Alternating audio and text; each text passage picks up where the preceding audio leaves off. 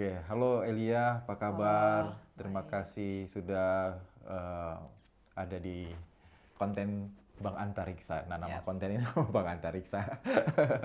Jadi saya juga manggilnya kali ini adalah teman-teman Bang Antariksa gitu. Jadi siang menonton saya selalu percaya dan berharap mereka bisa mendapatkan satu pemikiran yang baru Yap. dan hidup mereka bisa diubahkan. Oke, langsung aja di Ya. dalam pertanyaan. Karena waktu nonton kontennya Elia, saya juga banyak banget ya kayak ada sesuatu nih pengen aku tanyakan gitu. Nah Yap. makanya eh, menurut saya konten Elia tuh satu hal yang bisa menjawab banyak pertanyaan orang juga sih. Bukan hanya orang yang belum percaya Tuhan ya gitu ya, atau bukan orang yang belum Kristen gitu. Tapi orang Kristen pun menurutku tuh wajib nonton Ya. itu gitu karena basic dari kita pengenalan akan Kristus, basic pengenalan kita akan Tuhan itu sangat penting kan. Jadi makanya di Alkitab tuh kan ada tertulis bahwa apa namanya kedewasaan kita itu nggak diukur dari umur kan. Kedewasaan rohani kita itu nggak diukur dari umur gitu. Justru pengalaman kita bersama dengan Tuhan gitu. Oke, aku ada beberapa pertanyaan yang akan kita bahas hari ini. Ya. Kali ini kita sama-sama belajar ya, bukan berdebat. Karena saya perlu belajar banyak, perlu pengetahuan lebih banyak lagi dari Elia di tempat ini gitu. Em, yang pertama tuh yang saya masih pikirkan adalah eh, kata kita di dalam Kejadian 1 ayat Kejadian 26. 1 ayat 26 Oh. dengan kata kami di salah satu kitab agama. Hmm. Saya Ya. sebutkan gitu ya, Ya. kata kami di salah satu kitab di agama lain, em, yang dimana eh, mereka sangat menentang kata kita di kitab kita, tapi sedangkan di mereka Menerima. sendiri ada kata yang sama Ya. gitu, cuman beda. Saya rasa cuma beda bentuk kata aja ya gitu, Hmm. karena itu sama-sama menunjukkan sesuatu yang lebih dari satu gitu ya. Mungkin Elia boleh jelasin dulu gak itu di kedua sisi itu? Sebenarnya gini, mereka yang menggunakan kata kami, ya, Mm-mm. kalau yang lain bilang si kami gitu ya. Iya. Mereka menggunakan kata kami, terus kita menggunakan kata kita. Kenapa mereka itu tidak terima dengan kata kita? Mm. Karena mereka sudah diblokir dengan istilah Trinitas. Oh, oke. Mereka kan tidak percaya dengan Trinitas. Jadi mereka mencocok logikan bahwa kata kami itu diasumsikan sebagai bentuk yang satu. Mm. Maka di luar dari paham mereka, yaitu Trinitas, itu mereka tolak. Mm. Nah, kalau kita melihat di Kejadian 1 ayat 26 itu, baiklah kita menciptakan manusia menurut gambar dan rupa kita. Kata kita di sana itu maknanya kompleks sekali. Mm. Karena berhubungan dengan kata Elohim yang akhiran katanya im, yang artinya jamak. Nah, ada beberapa orang yang berpendapat bahwa kata kita itu adalah sidang ilahi. Oke. Jadi Allah itu mendeklarasikan di depan dewan musyawarah sorgawi. Baiklah kita begitu. Nah, kalau saya tidak sepakat dengan pandangan itu. Saya percaya bahwa kata kita di sana itu adalah Allah itu sendiri bersama dengan firman-Nya dan roh-Nya. Karena firman dan roh-Nya Allah itu hidup. Dan itu dalam tanda kutip disebut sebagai pribadi, persona, meskipun tidak secara keseluruhan artinya persona. Itu adalah bagian dari diri Allah yang esa itu. Jadi kata kita di dalam Alkitab itu merujuk kepada Allah Sang Bapa bersama dengan firman-Nya yang hidup dan bersama dengan roh-Nya yang hidup di dalam kekekalan itu mencipta manusia. Makanya di dalam Kolose 1 ayat 15, siapa gambar Allah itu? Yesus sendiri. Yesus, betul. Jadi baiklah kita menciptakan manusia menurut gambar dan rupa kita. Itu artinya manusia itu dicipta menurut Kristus sendiri. Makanya berfirmanlah Allah jadilah terang, berarti Allah menjadikan terang. Itu menggunakan firman. Dan firman itu siapa? Firman telah menjadi manusia. Yeah. Itu Yesus. Iya, iya.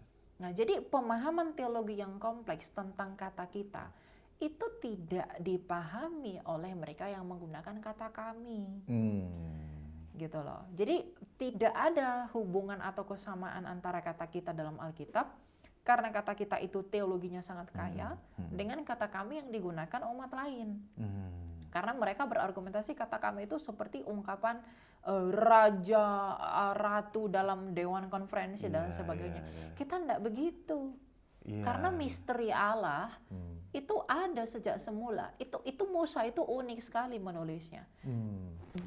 Kejadian 1 ayat 1 dikatakan pada mulanya Allah. Allah menciptakan langit dan bumi. Allah itu siapa di sana? Rasul Paulus menjawab dalam 1 Korintus 8 ayat 6, Allah di sana adalah Sang Bapa. Nah, lalu ayat 2 ada Roh Allah yang adalah Roh Bapa. Yang ketiga ada firman Allah ayat 3. Berarti ada Allah, ada Roh Allah, ada firman Allah. Makanya Bapak Gereja Agustinus dari Hippo mengatakan bahwa Tritunggal itu sudah ada di Perjanjian Lama.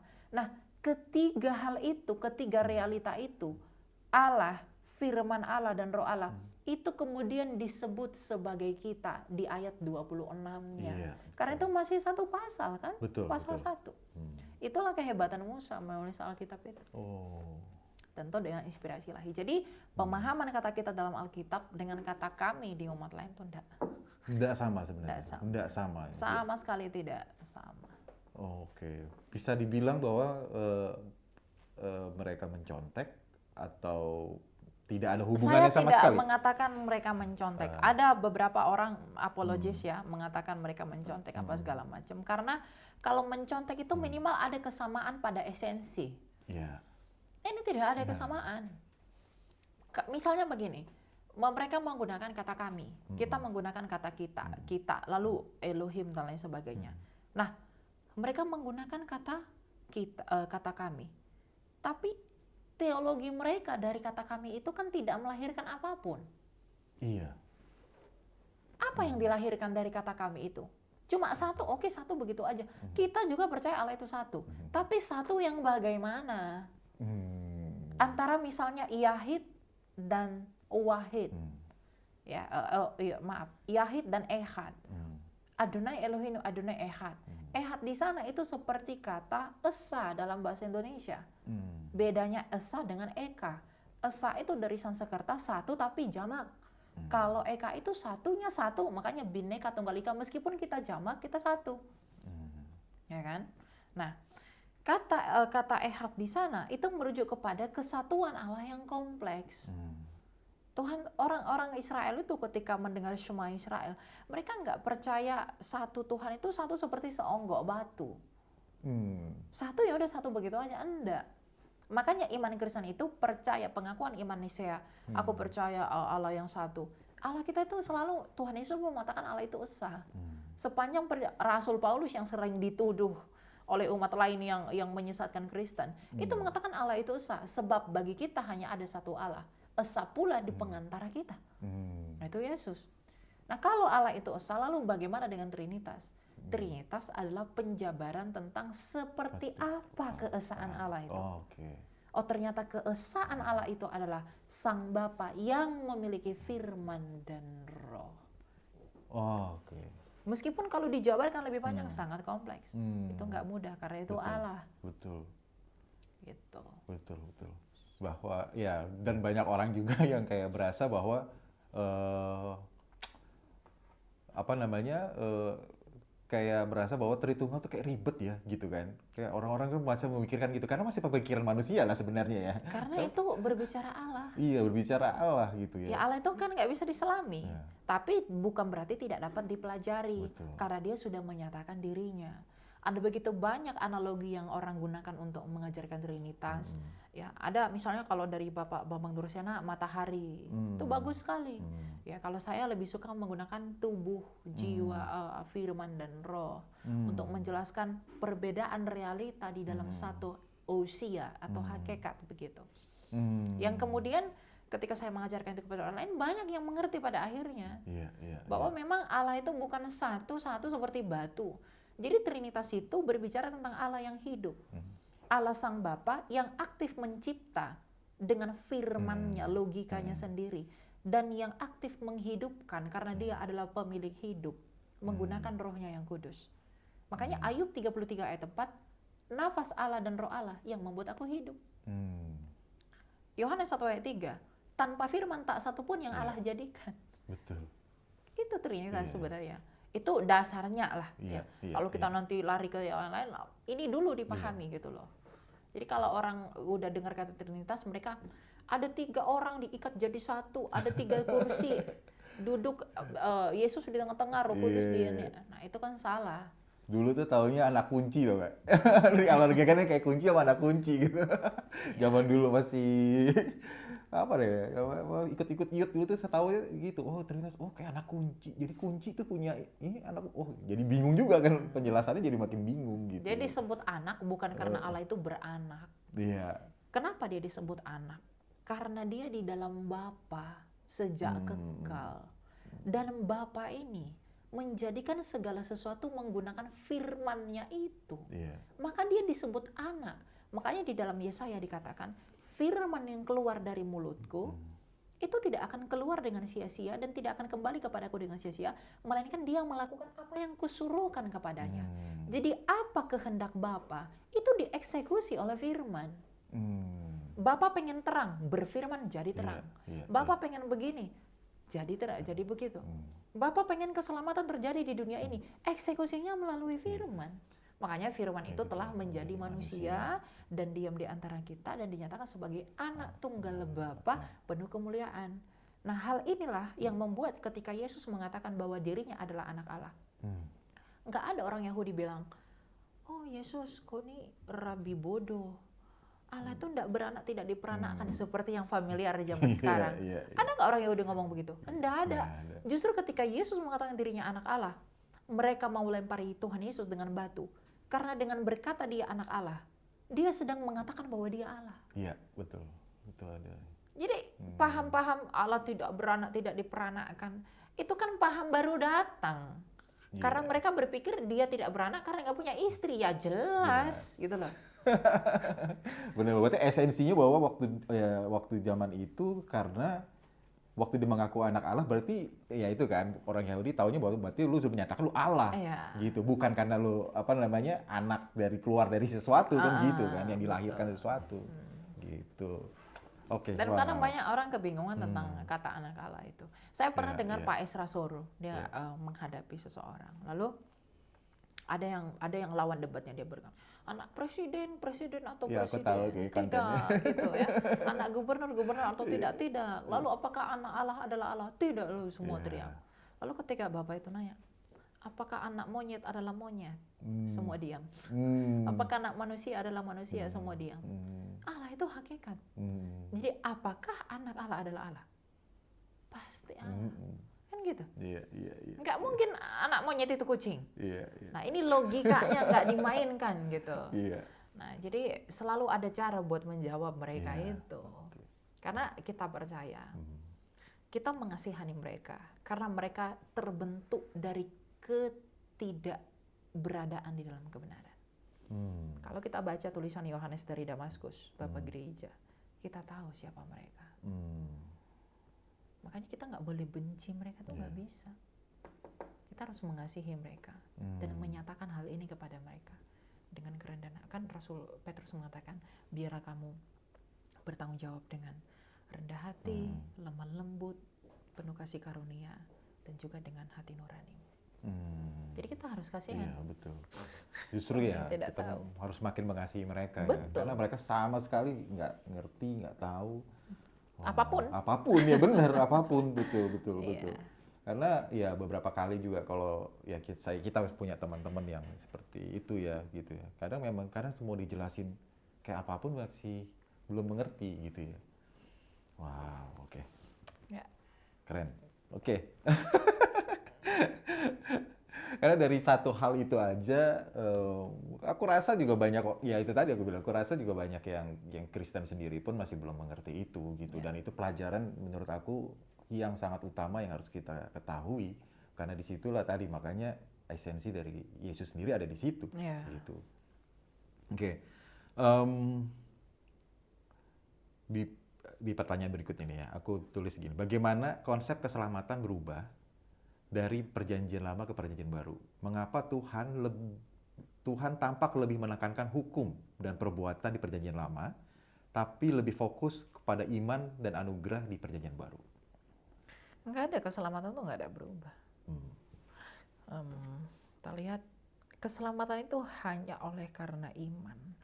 Kalau kita lihat di dalam Roma 4 ayat 1 sampai 5. Katakan begini. Jadi apakah akan kita katakan tentang Abraham, bapa leluhur jasmani kita? Sebab jikalau Abraham dibenarkan karena perbuatannya, maka ia beroleh dasar untuk bermegah, tapi tidak di hadapan Allah. Sebab adakah dikatakan nas kitab suci, lalu percayalah Abraham kepada Tuhan dan Tuhan memperhitungkanlah itu kepadanya sebagai kebenaran. Kalau ada yang orang bekerja upahnya tidak diperhitungkan. Upahnya tidak diperhitungkan sebagai hadiah tetapi sebagai haknya. Tetapi kalau ada orang yang tidak bekerja namun percaya kepada Dia yang membenarkan orang durhaka, imannya diperhitungkan menjadi kebenaran. Lalu tentang Nuh, ya, Ibrani 11 ayat 7. Karena iman, maka Nuh dengan petunjuk Allah tentang sesuatu yang belum kelihatan dengan taat mempersiapkan bahtera untuk menyelamatkan keluarganya. Dan karena iman itu ia menghukum dunia. Dan ia ditentukan untuk menerima kebenaran sesuai dengan imannya. Artinya iman Nuh yang membuat Nuh membuat bahtera itu. Kalau dia tidak beriman, dia tidak melakukan itu. Lalu mengenai Musa, Ibrani 11 ayat 24-26. Karena iman maka Musa setelah dewasa menolak disebut anak putri Firaun. Karena ia lebih suka menderita sengsara dengan umat Allah daripada menikmati kesenangan dari dosa. Ia menganggap penghinaan karena Kristus sebagai kekayaan yang lebih besar daripada semua harta Mesir. Sebab pandangannya ia arahkan kepada upah. Jadi perjanjian lama, perjanjian baru itu keselamatannya memang hanya oleh karena iman. Tapi iman yang bagaimana? Iman yang dibuktikan dengan perbuatan. Sebab iman apa perbuatan alamati. Tapi kenapa di perjanjian lama Tuhan itu menekankan hukum? Hukum Taurat, sedangkan di perjanjian baru itu tidak. Dalam Kolose 2 ayat 16 dan 17, Rasul Paulus berkata, ingat ya, Rasul Paulus ini seorang rabi Yahudi dari suku paling elit, Benyamin, orang yang kaya, yang pinter, sekolah, dia muridnya Rabban. Rabban itu rabinya rabi, Rabban Gamaliel. Dia sekolahnya di Tarsus. Jadi Tuhan pilih dia karena dia memang intelektual. Ya. Nah, Rasul Paulus mengatakan dalam Kolose 2 ayat 16-17, janganlah kamu mau dihakimi mengenai makanan minuman, hari raya, bulan baru, dan hari sabat. Karena semuanya itu hanya bayangan, sedangkan wujudnya adalah Kristus. Apa maksudnya ini? Kita masih banyak kebingungan dalam hal ini. Tuhan itu memberikan hukum Taurat di perjanjian lama. Itu untuk menghantarkan kita kepada kasih karunia. Tuhan mau bilang bahwa Tuhan kasih hukum ini, dia mau kasih tahu kita bahwa nih, kamu bercermin kepada Taurat. Tuhan mau menggunakan hukum Taurat itu sebagai cermin agar kita sadar bahwa kita itu salah dan berdosa dari hukum Taurat. Kalau kita sadar mengakui bahwa kita begitu kotor menurut hukum Taurat, maka kita akan dihantarkan kepada kasih karunia, diselamatkan oleh karena anugerah. Makanya keselamatan itu adalah anugerah. Dan untuk menerima anugerah, kita butuh kerendahan hati untuk mengakui dan menyadari bahwa kita orang berdosa menurut hukum Taurat. Makanya tak satu pun yang dibenarkan oleh karena hukum Taurat. Karena hukum Taurat itu hanya cermin. Ya, meskipun Rasul Paulus berkata dalam Roma 2, orang yang melakukan hukum Tauratlah yang dibenarkan. Tapi bukan dalam pengertian hal itu. Tetapi dalam artian bahwa hukum Taurat itu hanya Tuhan hantarkan untuk menjadi cermin buat kita. Bahwa kamu itu kotor banget, kamu itu berdosa loh. Maka ketika kamu sadar kamu berdosa, maka kamu akan percaya kepada janjiku yang akan datang. Makanya umat perjanjian lama itu diselamatkan oleh karena imannya ke depan. Umat perjanjian baru diselamatkan imannya ke belakang. Adam Hawa, yang ketika Adam Hawa jatuh ke dalam dosa, yang Tuhan janjikan keturunan perempuan yang menjadi penyelamat. Dia percayakan kepada Musa, nabi seperti engkau akan kubangkitkan. Jadi umat perjanjian lama itu percaya kepada apa yang Tuhan janjikan di depan. Maka ketika mereka percaya ke depan, mereka diselamatkan oleh iman kepercayaan mereka yang ke depan. Dan sekarang kita di perjanjian baru, kita beriman ke belakang di penyaliban Kristus. Dan dalam hal itu juga kita diselamatkan. Jadi tidak ada konsep keselamatan yang berubah. Karena kecacatan dan kerusakan kita di hadapan Allah itu sudah membuat kita nggak bisa berbuat apa-apa. Maka Tuhan mau tolong kita dengan apa? Memberikan anaknya itu untuk membenarkan kita di dalam kecacatan kita. Makanya di dalam Galatia 3 ayat 13 dikatakan, Yesus terkutuk di atas kayu salib. Agar apa? Sebab ada tertulis bahwa terkutuklah ia yang tergantung pada kayu salib. Kita semua pada hakikatnya sudah terkutuk. Maka kutuknya kita itu upahnya adalah maut. Sebab Roma 6 ayat 23 upah dosa adalah maut. Maka Tuhan Yesus yang tidak berdosa, dengan demikian dia tidak terkutuk, dianggap menjadi kutuk demi kutuk yang harusnya kita terima. Karena Ibrani 9 ayat 22, tidak ada pengampunan dosa tanpa penumpahan darah. Jadi Tuhan Yesus menjadi terkutuk. Galatia 4 ayat 4 dikatakan, ia takluk kepada hukum Taurat, dia tak berdosa.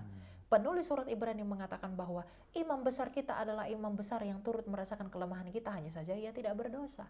Jadi dia yang tidak berdosa, dia tidak terkutuk dong. Tapi dia dianggap menjadi kutuk untuk menanggung kutuknya kita. Maka kita yang beriman kepada dia, itu bersatu di dalam kematiannya dia, dan bersatu di dalam kebangkitannya dia di dalam baptisan. Kolose 1 ayat 11 dan 12. Di dalam dia kamu dikuburkan dalam baptisan, dan kamu bangkit di dalam kerja kuasa Allah. Jadi kebaptisan di dalam Tuhan Yesus itu, kita mati bersama-sama dengan dia, lalu kita bangkit bersama-sama dengan dia. Gitu. Itulah keselamatan itu. Jadi sebenarnya konsisten sebenarnya. Konsisten, nggak ada yang berubah. Tidak ada yang berubah ya. Makanya nggak heran para nabi di perjanjian lama itu bernubuat tentang Yesus. Mika nubuatkan dia lahir di sini. Yesaya mengatakan dia akan tersalib di antara dua orang penjahat. Yesaya 5:3 itu loh, hamba Tuhan menderita. Dia akan menderita oleh karena kesalahan kita. Lalu Yeskiel mengatakan orang yang akan menyalibkan dia itu akan menyebut dia sebagai anak Allah. Lalu Daud, bapaknya Kristus, bapaknya bukan Allah Bapa ya, tetapi nenek moyangnya dia, mengatakan bahwa Mesias yang akan datang itu akan mengucapkan Eli Eli lama sabachthani. Tangan dan kakinya akan dipaku. Jaraknya Daud ke Yesus itu 1000 tahun loh. Ya? Musa 1500 tahun loh. Mana ada karangan bisa bertahan ribuan tahun? Nyambung terus. Nyambung semua. Makanya puncaknya di Lukas 16 ayat 16. Apa katanya? Hukum Taurat dan nubuatan kitab para nabi berakhir sampai tampilnya Yohanes Pembaptis. Sejak saat itu kerajaan Allah diberitakan, karena Yohanes adalah nabi penutup yang bernubuat tentang Mesias. Karena Yohanes Tuhan pilih untuk menyatakan Kristus di tengah-tengah bangsa Israel dan membuka jalan bagi dia dengan membaptiskannya. Jadi Tuhan Yesus dibaptis itu bukan bertobat, tapi dia dibaptis untuk menyatakan Kristus bagi Israel. Makanya Yohanes adalah nabi terbesar. Karena dia langsung menyatakan Mesias itu. Gitu. Wow, luar biasa ya. Ya padahal kita ngerti lah ya, ngerti bahwa Allah itu begitu konsisten dengan apa yang dikatakan dan apa yang dikerjakan. Betul. Dari awal penciptaan. Karena Allah itu nggak berubah. Iya, betul. Dan dia di luar waktu, ya ini yang perlu kita pahami juga ya. Dia bekerja di luar waktunya manusia gitu. Jangan sampai kita menilainya kayak ngelihat besok, ngelihat kemarin gitu. Tapi memang dia bekerja di luar waktu itu. Dan memang tidak ada yang salah dan tidak ada yang miss satupun kalau kita baca Alkitab itu ya. Ya. Makanya tadi penulisannya aja dengan jarak yang begitu jauh. Tapi bisa nyambung. Dan nubuatan itu kan jauh sekali ya daripada di perjanjian baru, dan terjadi perjanjian baru dengan hal yang sama. Gitu. Pencatatan pun hal yang sama. Bayangkan Musa menulisnya di zaman Yesus, baru dinyatakan digenapi sekarang. Jaraknya tuh begitu. Iya. 2000 tahun loh. Iya. Jadi Musa bernubuat di zamannya Yesus, Yesusnya baru datang sekarang. Analoginya begitu. Iya, betul. Nah itu nggak miss gitu. Keren. Oke, kita ini ya. Nah ini salah satu pertanyaan juga ya. Jika keselamatan diberikan melalui iman kepada Yesus, bagaimana dengan orang-orang yang hidupnya sebelum Yesus Sebelum datang. Yesus Iya, tulis. itu ketika dia meninggal seperti apa, terus perhitungannya seperti apa gitu. Ya, Rasul Paulus sudah jawab ya dalam Roma 2 ayat 11 sampai 16 itu ada hati nurani. Ah, Jadi misalnya orang-orang yang sama sekali belum pernah dengar Injil deh. ya di masa sekarang misalnya Ya. nih, dia entah di gunung apalah gitu ya. Gitu. Oke. Dia tidak pernah dengar Ah. Injil. Nah, mereka tahu yang di pedalaman itu ada pencipta. Mereka tahu ada Tuhan. Dan Tuhan itu menanamkan Taurat itu dalam hati setiap orang. Makanya walaupun dia di pedalaman, dia tidak pernah dengar Yesus, mereka bisa saling berantem. Mereka berkelompok, berteman. Mereka tahu apa yang benar yang mereka lakukan menurut hati nurani mereka. Iya. Apa yang salah. Nah, kalau mereka melakukan apa yang salah menurut hati nurani mereka, maka mereka akan dipersalahkan menurut hati nurani mereka sendiri. Iya. Kalau mereka melakukan apa yang benar menurut hati nurani mereka, mereka akan dibenarkan oleh karena hati nurani itu.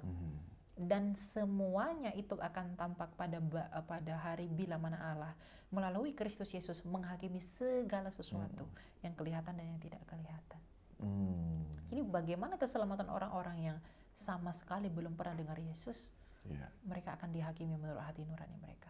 Mereka akan dibenarkan oleh hati nurani mereka, mereka akan dituntut juga oleh karena hati nurani mereka. Tapi tidak menutup kemungkinan Allah di dalam haknya yang prerogatif itu memberikan keselamatan bagi mereka. Oh, oke. Oke. Jadi ini kan akan jadinya kayak gini. Berarti enak banget dong mereka tidak terima Yesus misalnya ya. And then terus mereka dapat dapat kasih karunia untuk selamat gitu. Jadi Enggak ada yang begitu. nggak ada yang begitu. Enggak ada yang begitu. Keselamatan itu hanya di dalam Yesus, Kisah Rasul 4 ayat 12. Tapi di dalamnya dia itu standarnya kepada kita yang udah dengar Injil dengan standar kepada mereka kan hanya Yesus yang tahu. Iya. Kita nggak boleh menghakimi loh. Iya. Ya itu makanya saya juga beberapa kali bilang ke maksudnya kalau lagi sharing gitu sama teman-teman, contohnya orang mau sekarat aja. Sekarat itu kan terakhir yang akan tertutup adalah telinga, gitu. Saya bilang bahwa sampai orang mau mati, mau sekarat, udah mau 1 detik lagi mau mati, bilang gitu. Tuhan Yesus pasti datang, gitu, untuk menyelamatkan orang itu, gitu. Pilihannya adalah sebenarnya tinggal orang itu, lu percaya gue apa enggak kan gitu kan.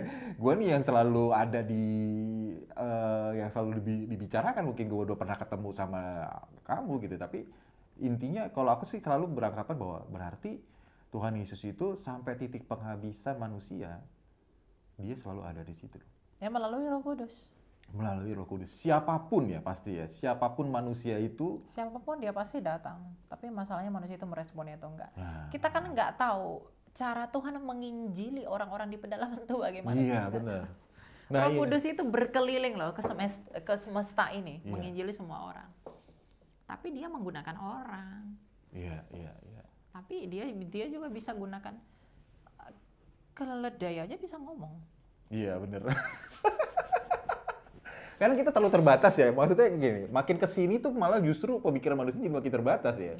Karena udah terlalu banyak teknologi yang ada sama kita, jadi kayak kita berasa bahwa Tuhan tuh kayak ya di ruang waktu aja gitu, kayak yang harusnya ke desa A ya harusnya ada orang harus bisa datang ke desa A gitu. Padahal dengan penampakannya Tuhan atau bicaranya Tuhan atau adanya mukjizat kejadian di sana itu bisa menyelamatkan banyak orang kan gitu ya. Makanya tugas kita itu adalah mengikuti mandatnya Tuhan kita, mengatakan beritakanlah Injil ke seluruh dunia, kamu menjadi saksiku. Dan lakukanlah hal itu. Kita harus menjadi saksi sampai hari kesudahannya. Tapi hal-hal yang tidak bisa kita kontrol itu adalah urusan ilahi. Kita melakukan pelayanan ke sana kemari, itu tentu atas perkenanan Tuhan. Kalau dia memang seperti Paulus, Tuhan Roh Kudus belum izinkan dia ke Asia. Itu kan ada maksudnya. Waktu itu dia belum izinkan ke Asia. Oh, kamu jangan ke Asia dulu kan. Jadi kita harus jangkau seluruh dunia dalam hal penginjilan. Tapi kita harus mengikuti kemana Tuhan mau arahkan kita. Dan tentu motivasi penginjilan itu karena kita mau agar mereka mengecap apa yang kita kecap. Betul. Untuk keselamatan. Bukan dengan yang lain-lain. Iya. Hanya untuk nambah kuantitas. Bukan bikin gereja ya. bikin gereja, Bikin gereja. tapi bukan gereja dalam pengertian Ya. merek Iya, tertentu. betul, Gereja betul. kan orangnya. Iya, betul, betul. Kita membangun gereja orangnya, ya, bukan merek itu. Oke, oke, oke. Nah, ini deh. Eh, bisakah seseorang yang sudah diselamatkan kehilangan keselamatannya? Nggak bisa. Keselamatan nggak bisa hilang. Sekali mengecap keselamatan, orang itu akan terus diselamatkan. Gini, konsepnya bukan begitu. Ah. Keselamatan itu nggak bisa hilang. Sama seperti ini. Ini adalah keselamatan. Orang kalau masuk, memilih masuk, dia akan tetap di sini. Ini nggak akan hilang. Tetapi orang inilah yang meninggalkan keselamatan ini, dia tidak hilang, dia di situ. Jadi bukan keselamatan itu hilang, tetapi kitalah yang meninggalkan keselamatan itu. Oh, I see. Okay. Keselamatan itu selalu ada di sini. Kamu mau datang, kamu masuk, kamu selamat. Kalau kamu meninggalkan dia, kamu keluar. Dia nggak hilang, dia tetap di situ. Keselamatan itu objek, bukan subjek. Keselamatan tidak bisa hilang, tapi kitalah yang meninggalkan keselamatan itu. Nah, masalahnya, apakah semua orang tetap setia di dalam iman? Kalau dia sudah tinggalkan iman, berarti dia meninggalkan keselamatan itu. Yeah. Dia tidak akan selamat. Jadi nggak ada istilah orang, kamu dibaptis, kamu sudah diselamatkan. Itu nggak ada. Keselamatan itu dinilai di akhir, ketika mati. Karena iman itu berbicara tentang kesetiaan. Kalau kamu nggak setia, kamu akan binasa. Lalu bagaimana dianya Kristen, lalu murtad? Selamat, gitu. Ah, itu dia, betul. Sekali selamat tetap selamat itu kan. Itu nggak benar. Oh. Ya. Karena dia meninggalkan keselamatan, dia membuang estafet itu, tongkat itu, dia membuang itu. Kalau dia udah buang itu, kalau misalnya ada orang tawarin keselamatan itu seperti orang gini, ada suatu promotor, dia, nah kalau saya menjual tiket konser kemanapun, semua orang bisa membeli. Tapi yang bisa masuk nonton konser hanya orang yang membayar harga untuk beli tiket, bukan? Maka Tuhan memberikan keselamatan bagi dunia, tapi yang berhak mengecapnya adalah yang mengorbankan dan rela berkorban untuk menerima Kristus, untuk memikul salib. Hanya itu yang berhak untuk menikmati keselamatan itu. Dan ketika mereka dibaptis, perjuangannya masih baru dimulai. Belum udah pasti diselamatkan, enggak, baru dimulai. Apakah kamu setia atau tidak? Makanya Rasul Paulus berkata, aku telah menyelesaikan pertandinganku dengan baik. Iman itu pertandingan. Kita punya iman itu seperti tongkat yang kita bawa kemanapun kita pergi. Kita membawa itu sebagai senjata Allah untuk melindungi diri kita, termasuk di dalam dimensi roh dan lain sebagainya. Karena lawan kita adalah penguasa-penguasa di udara, Efesus 6. Jadi keselamatan itu nggak pernah bisa hilang, tapi kitalah yang meninggalkan keselamatan itu. Kita yang keluar dari sana. Kalau kamu tetap setia memegang imanmu sampai kamu mati, kamu nggak akan kehilangan itu. Kamu yang buang kok. Kamu yang lepeh gitu keselamatan. Gitu. Makanya kalau ada orang meninggalkan Kristus demi yang lain, saya berkata, kamu menjual, kamu apa namanya, mencari tembaga dan meninggalkan berlian.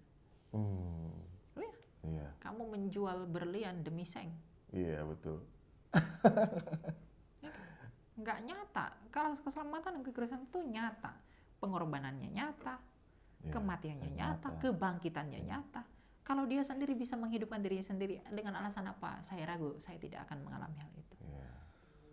Makanya keselamatan dalam kekristenan itu menjadi sempurna. Karena begini, semua agama di dunia ini itu ajarkan surga dan lain sebagainya. Tapi tak satu pun yang seperti Yesus yang dia menawarkan surga, tapi dia terlebih dahulu mengalahkan kuasa yang membuat kamu nggak bisa ke surga. Orang lain tawar surga, tapi masih tetap tuh dalam kematian. Bukankah kematian itu upah dosa? Dia nggak bebas dari dosa. Kalau dia saja mati, dia masih kamu doakan, apa yang kamu harapkan? Bener. Loh iya, Iya, bener. itu logis aja. Iya. Apa yang kamu harapkan? Tapi kalau Kristus mati, dia ambil kunci kerajaan itu, dia menang. Alasan apa saya ragu? Iya, betul. Karena semua sudah ada catatannya ya. Semua sudah ada historinya. Histori, sejarah, Iya. apa segala macam tuh banyak, kaya Iya. sekali. Kalau masalah pembuktian itu sangat gampang dibuktikan. Benar. Kalau masalah kematian kebangkitannya dia itu Iya. gampang sekali. Itu bukan dongeng loh. Iya. Ya, itu bukan yang turun dari langit dicatatkanlah kisah begini-begini. Nggak ada yang begitu. Ya, itu histori. Dan ada saksi-saksinya kan, gitu kan. Dinasti dari China, namanya dinasti Wan, itu pernah mencatat peristiwa kegelapan yang terjadi di zamannya penyaliban Yesus. Tulisan-tulisan yang lain, kebangkitan Lucian, Josephus dan lain sebagainya. Itu kurang apa? Roma itu karena mereka pernah the great kekaisaran yang agung sekali. Mereka mencatat siapa yang mereka persekusi. Sampai sekarang kita bisa temukan data bahwa mereka menyalibkan dia. Lalu kalau dikatakan diserupakan dan tidak bangkit, diangkat-angkat ke langit. Lalu kalau diangkat ke langit, siapa yang bangkit itu? Iya. Ya kan? Siapa yang bangkit? Lalu kamu mau membantah data sejarah demi asumsi teologi yang nggak nyambung. Iya. Masa kita, misalnya begini deh, Bapak Antariksa lahir 2 Desember. Ada akte lahir nih, cap 2 Desember nih ya, bisa diuji apa segala macam. Tiba-tiba 700 tahun berikutnya saya bilang, saya adalah Nabi. Bapak Antariksa itu lahirnya 5 Januari bukan 2 Desember. Saya dapat wahyu. Kamu percaya mana? Yang ada buktinya. Ada buktinya. Atau hanya asumsi teologi. Makanya saya bilang, jangan mengaku si paling akal kalau sebenarnya kamu tak berakal. Ya kan biasanya paling berakal logika ini aja nggak bisa kau cerna. Mana logika?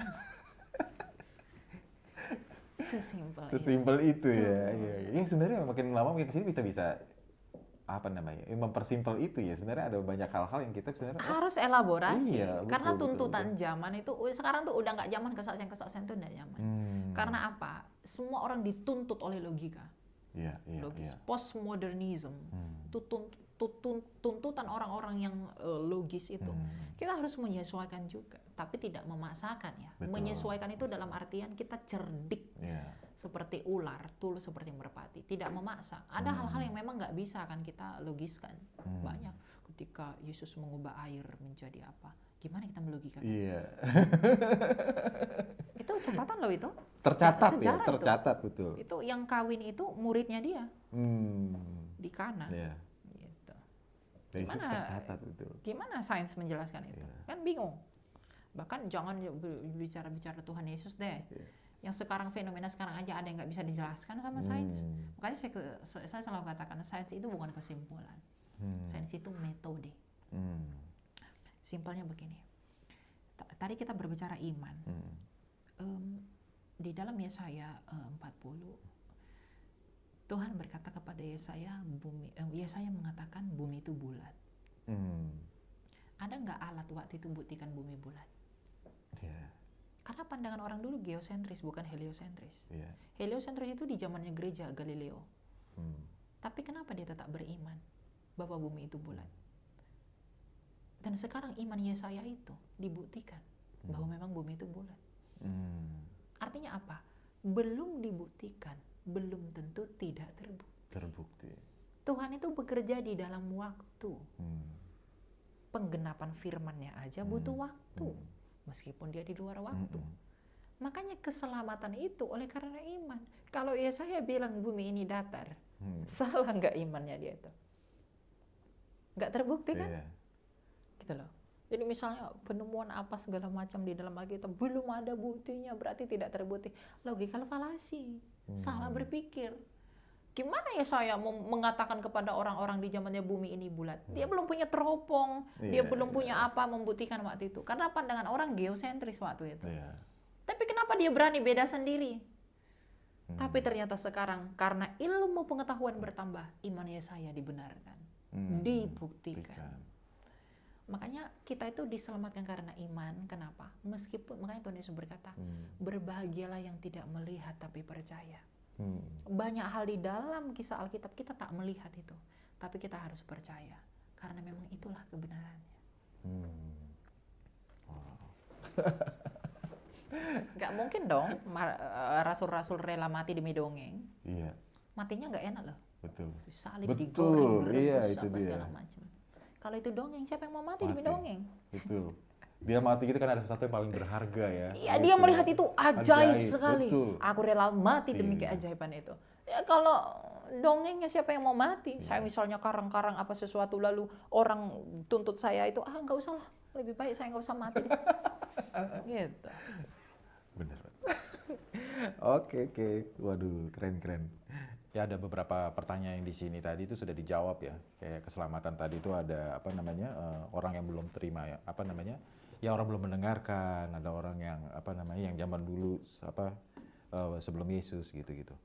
Nah, ini sebenarnya pertanyaan terakhir sih nih. Yang nomor ini aku ini banget nih. Jadi mengapa dosa Adam yang dilakukan oleh satu orang dapat mempengaruhi seluruh umat manusia, tetapi keselamatan oleh Yesus memerlukan keputusan pribadi setiap orang. Nah, ini apakah ini adil dari perspektif keadilan Tuhan atau gimana? Ya.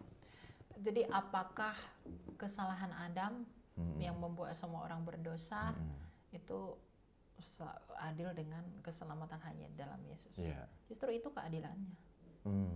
Orang mempertanyakan apakah adil, justru itulah keadilannya. Kenapa? Begini, semua orang menjadi berdosa. Jadi begini ya, manusia keturunan Adam itu tidak menanggung dosanya Adam. Yetzer hara itu adalah dosa waris. Itu adalah kita mewarisi sifatnya Adam. Oke, ya. Sebagai yang berdosa. Maka ketika Adam punya natur memberontak, maka keturunannya pun bisa memberontak. Sama seperti anak singa. Anak singa itu hewan singa itu buas. Maka anak-anaknya pun pasti buas. Meskipun dia belum melakukan perbuatan buas, tapi hakikatnya dia sudah buas. Kebuasannya dialah yang melakukan perbuatan buas. Maka dosa yang di dalam kita lah yang membuat kita berbuat dosa. Jadi kita harus paham dosa itu natur kuasa. Karena Adam dan Hawa itu sudah dikuasai oleh kuasa dosa, maka keturunannya pun terikat di dalam kuasa itu. Karena itu natur. Sama seperti hewan buas itu akan melahirkan keturunan yang buas. Itu sifat. Nah, oleh karena keberdosaan Adam kita semua orang berdosa. Lalu kenapa oleh karena satu orang Yesus Kristus semua hanya dari Dia keselamatan itu ada? Yesus diberikan kan bagi seluruh dunia. Kamu mau terima nggak? Tuhan udah kasih jalan. Manusia, aku menyelamatkan kamu melalui satu pribadi ini. Kamu dahulu berdosa. Kamu bisa berdosa oleh karena nenek moyangmu. Maka aku berikan satu orang juga yang oleh karenanya kamu akan diselamatkan. Masalahnya kita yang angkuh. Berarti sekarang jadinya justru kitanya ya. Kitanya yang kesempatannya bermasalah. sudah ada ya. Udah dikasih. Dikasih, betul. Kitanya yang bermasalah. Iya. Kita terlalu angkuh. Kita merasa bahwa aku bisa masuk surga dengan usahaku, ditimbang nanti. Atau dicuci dulu saya dulu nanti di neraka. Ngawur. Tuhan udah kasih jalan loh. Ini nih, aku mengaruniakan anakku sendiri. Yang adalah sabdaku sendiri. Itu udah kuberikan bagi kamu sebagai tanda cintaku. Buat memulihkan kamu seperti keadaan yang semula. Tuhan udah bilang begitu. Betapa apa yang kurang dari Bapa kita itu? Tidak ada. Makanya saya selalu bilang tidak pernah ada alasan di mana Allah dipersalahkan. Jadi kamu tidak selamat itu karena kamu menolak untuk percaya kepada jalan yang Dia kasih.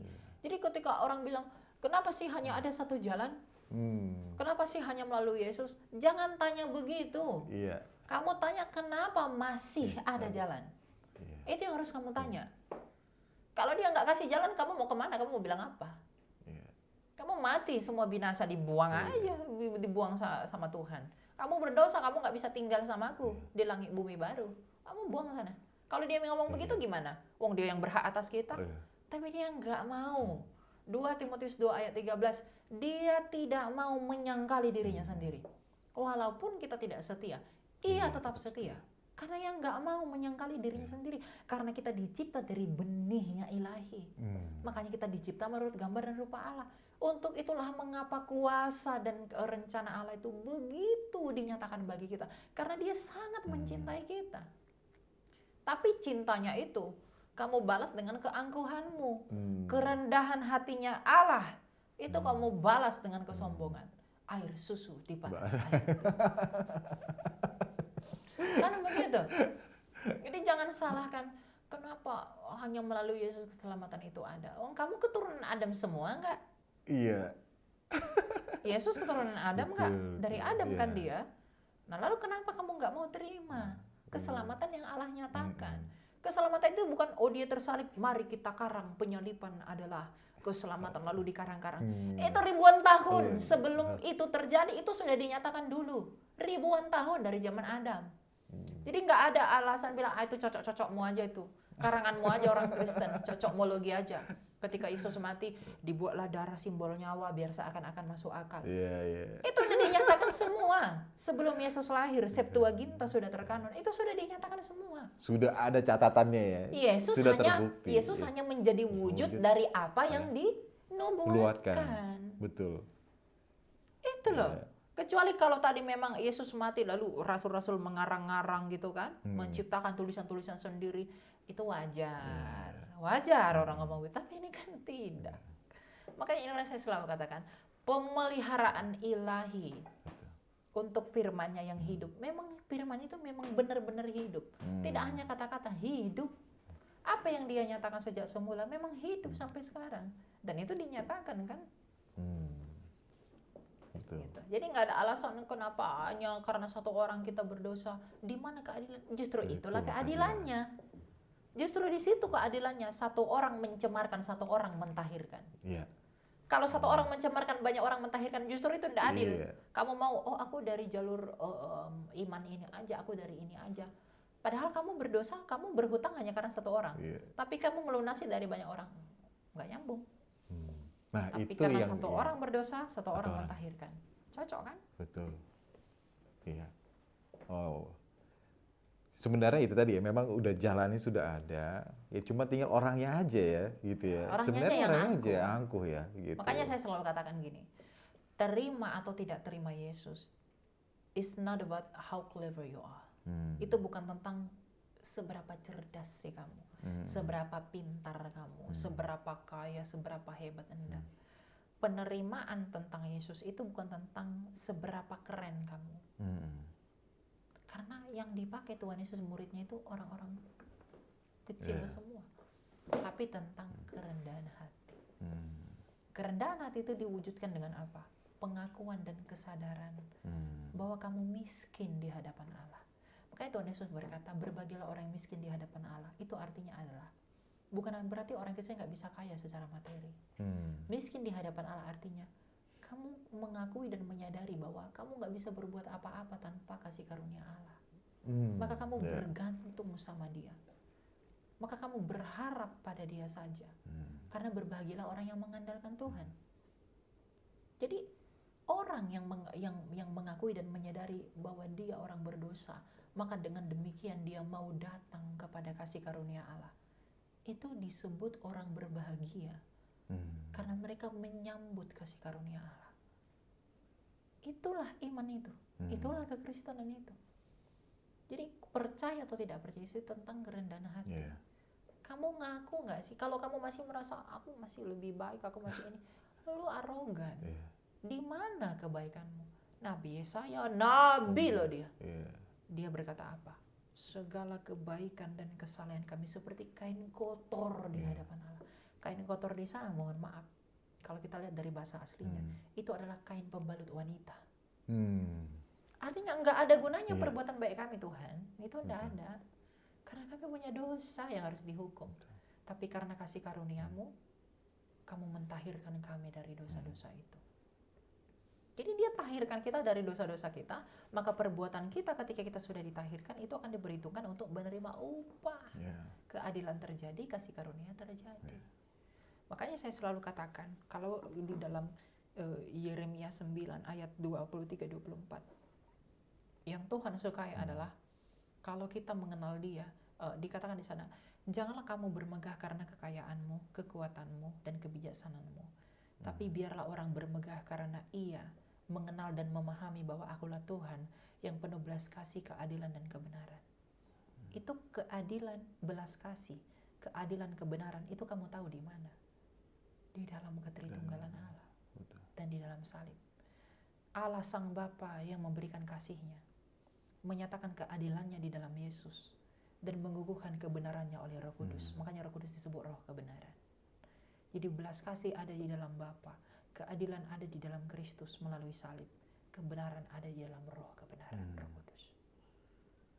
Jadi untuk mengenali itu yang Tuhan sukai, kenalilah salib dan ketritunggalan Allah. Di luar itu, you cannot do anything. Nggak ada, betul. Kamu nggak bisa menemukan apapun. Apapun perbuatannya, nggak ada ya, nggak ada. Makanya Kisah Rasul 4 ayat 12 dikatakan, tidak ada keselamatan di bawah kolong langit ini selain daripada di dalam nama Yesus. Betul. Karena arti nama Yesus itu dari kata Ibrani Yehoshua, itu Yod He Vav Yasha. Yod He Vav itu artinya Allah atau Tuhan. Yasha itu artinya menyelamatkan. Jadi arti nama Yesus itu adalah Tuhan keselamatan. Namanya saja sudah seperti itu. Wow, ya. Wow, jadi nggak ada perbuatan manusia yang bisa menyelamatkan, nggak ada perbuatan manusia yang bisa dijadikan sebuah poin kebaikan untuk sebuah keselamatan. Karena kan ada beberapa yang memahami itu ya. Jadi kalau logikanya gini berbuat deh, baik, orang-orang ngomong begini, paling sering ini filsafat paling bodoh menurut saya. Saya katakan bodoh karena memang sangat bodoh. Yeah. Orang berkata begini, saya berbuat baik, saya berbuat jahat, ditimbang. Yeah. Mana lebih tinggi, mana ada misalnya 5 kilo lebih 1 on, lalu yang lain cuma 4 kilo begitu, lalu saya akan ibu. Nah, mereka berkata begini, saya berbuat baik untuk masuk surga. Sekarang saya kadang tanya ke mereka, kamu berharap surga untuk perbuatan baikmu, tapi kamu tidak mau menerima neraka dari perbuatan jahat. Kalau kamu diupahi surga untuk perbuatan baikmu, lalu neraka itu kamu upahi dengan apa? Lalu perbuatan jahatmu itu akan diupahi apa? Oh, kami dicuci dulu di neraka. Dosa-dosa dibereskan dulu baru ke surga. Di mana keadilan Tuhanmu? Kamu berbuat jahat punya waktu di neraka. Lalu perbuatan baikmu diupahi selama-lamanya. Kalau perbuatan jahatmu diadili sementara waktu, lalu kenapa perbuatan baikmu diupahi selama-lamanya? Disparitas. Gak jelas. Makanya tidak ada keselamatan di luar karyanya Kristus. Betul. Jadi kalau orang mau berfilsafat, harus perbuatan baik 5 kilo, oh ini 6 kilo agar begini-begini. Nggak nyambung. Oke lah kamu diupahi surga, lalu perbuatan jahatmu ini kemana? Orang masuk ke pengadilan, dia karena membunuh orang, lalu dia berkata, saya telah berbuat dipaparkan semua perbuatan baik. Apakah hakim itu akan menuntut membebaskan dia dari gugatannya? Nggak akan, nggak peduli kamu sebaik apa, kesalahan tetap dihukum. Allah itu pun begitu, dia tidak membiarkan orang lepas dari hukuman. Jadi kalau kamu mengharapkan surga, lalu kamu mengabaikan hukuman dengan timbangan-timbangan, keadilannya di mana? Oke, katakanlah tidak timbangan, lalu dicuci, dibilas-bilas dulu. Dosa-dosanya dihapuskan semua. Itu sementara kamu dibilas, tapi kenapa kamu diupahi dengan selama-lamanya atas perbuatan baikmu? Di mana keadilannya? Makanya apapun filsafat dunia ini adalah sebuah kebodohan kalau tidak mengikuti pikiran Kristus. Betul. Makanya hikmat dunia adalah kebodohan bagi Allah. Tapi kebodohan bagi dunia adalah hikmat bagi Allah. Makanya dia pakai orang-orang kecil.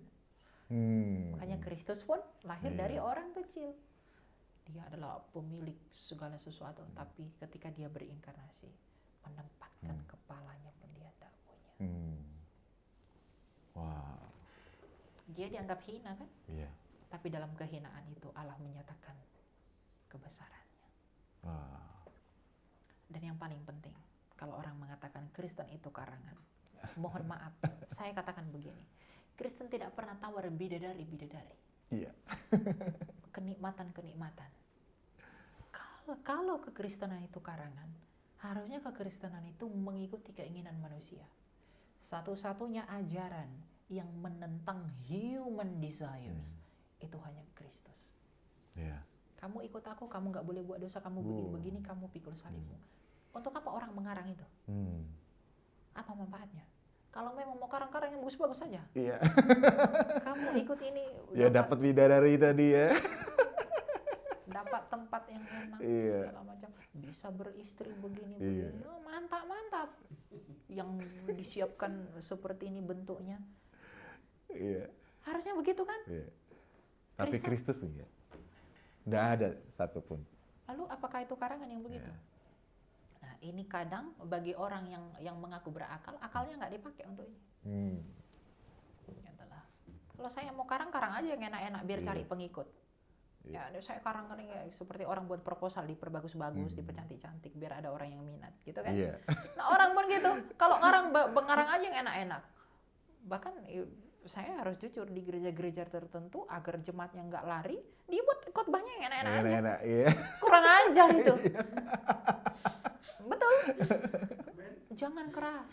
Iya. Biar aja ringan-ringan, biar jemaatnya begini. Bodoh kau. Iya. Kenapa saya katakan begitu? Barang siapa yang kuhajar dan kutegur, iya aku kasih. Betul. Barang siapa yang kukasih, aku ajar dan kutegur. Kasih Allah di dunia yang berdosa ini dinyatakan dengan kamu nggak boleh begini biar kamu nggak mati. Kamu nggak boleh begini atau kamu dihajar, kamu dibegini agar kita nggak binasa. Betul. Kristus aja dihajar loh di dalam salib. Saya harus katakan begitu. Hajaran yang harusnya datang kepada kita ditimpakan kepada dia. Kalau dia saja yang tak berdosa dihajar, lalu kenapa kamu pengen enak-enak saja? Jadi orang Kristen pun perlu diajar. Banyak nyatanya begitu. Jangan keras-keras biar jemaatnya nggak lari. Apa tujuanmu? Iya. Kamu menyelamatkan jiwanya atau kamu pengen dapat uangnya? Kan banyak begitu. Jangan ngomong-ngomong yang lain. Kristen itu juga perlu dibenerin. Iya. Orang Benar. Ya itu kita akui lah ya. Harus diakui, Harus kalau nggak diakui. diakui itu denial namanya. Iya, betul. Gitu loh. Betul. Makanya di zaman sekarang khotbah itu memang nggak boleh kesannya arogan, tapi harus mendidik mereka di dalam kebenaran. Tegas, ya, tidak. Betul. Jangan yang menyenangkan menina bobokan, memberkati, nggak apa-apalah begini. Semua dia nggak apa-apain. Jemaatnya nggak bertumbuh kan? Betul. Apa kita sibuk menilai yang lain-lain dan sebagainya. Meskipun yang lain-lain itu memang pasti salah. Iya. Gitu, ya. Betul. Ya, jadi memang luar biasa banget ya bahwa yang kita lihat bahwa keselamatan yang pertama sudah ada dari sejak perjanjian lama ya sampai kepada Kristus, dan kita semua sudah diberikan jalannya untuk menuju keselamatan. Udah. Untuk semua orang tanpa terkecuali itu semua orang bisa masuk ke dalam kesana. Cuman permasalahannya adalah banyak orang yang nggak mau masuk ke dalam situ, atau banyak orang yang nggak mau mengenal Kristus itu sendiri gitu. Nah, ini luar biasa bahwa menurutku adalah yang dimana catatan semua tentang keselamatan pun ada ya. Baik secara histori dan juga teologi. Semua ada, bukti sejarah semua ada. Jadi tidak ada sesuatu yang bisa dibantahkan mengenai keselamatan dari Kristus. Gitu. Eksekusi keselamatannya. Iya. Jadi bukan keselamatan yang dari Kristus, tetapi bukti dari keselamatan bukti itu. dari keselamatan itu. Iya, betul. dinyatakan. Itu banyak. Betul. Oke. Wow, thank you banget ya. Thank you. Elia. Ya. Darinya cuma beberapa menit, tapi ternyata kita ngobrolnya asik banget. Ini kalau nggak direm juga tadi saya mau nanya yang lagi yang mana ya ini. Oke, thank you banget Elia buat hari ini. Saya percaya bahwa siapapun yang nanti akan nonton konten ini, mereka akan melihat bahwa kebesaran dari keselamatan Yesus Kristus sendiri ada di dalam mereka. Nah, itu harapan kita. Ya, dan kita percaya bahwa semua orang akan dijamah Tuhan Yesus, semua akan menerima Yesus, karena mereka akan melihat keselamatan itu yang menyelamatkan mereka. Keselamatan itu hanya dari Yesus Kristus. Betul. Tidak ada dari yang lain. Cuman ada sama Yesus Kristus. Hanya satu. Kalau kita berdosa hanya karena satu orang, maka jangan harapkan keselamatan dari orang kedua, orang ketiga. Iya. Karena orang kedua, orang ketiga suka buat masalah. Iya. Oke, thank you Elia Oke, buat thank you. pertemuan hari ini. Terima kasih. Sampai ketemu lagi nanti di podcast berikutnya. Yap. Terima kasih Elia. Sama-sama.